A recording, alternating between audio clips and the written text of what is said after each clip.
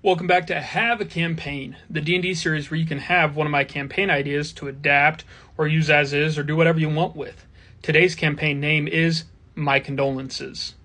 So this one isn't so much a story idea as it is a hook idea. It's a way to introduce the party in a different way and get your players more into the roleplay mindset and the idea of how backgrounds and classes and things like that all play into your character's story.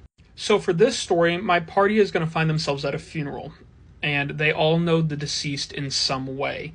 They will all have different stories about the deceased and their relationship to them and why they're there and how long they've known them and how they know them, all this different stuff. They get to build a relationship to that deceased person based on their backstory.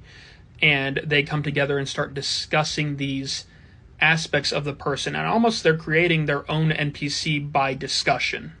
Eventually, the party realizes that the method that the person passed and those events surrounding it are all a mystery, and something isn't quite right, and the story becomes a murder mystery. And so the party's goal is to find out how this person passed and who did it or why, and all these different things, your basic aspects to a murder mystery. So I got this idea by watching a video with a pretty big name DM, Brennan Lee Mulligan. He is the DM for Dimension 20.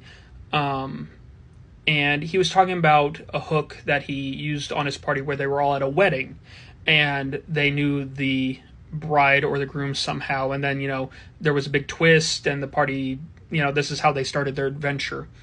And I really liked that idea and how it opens up.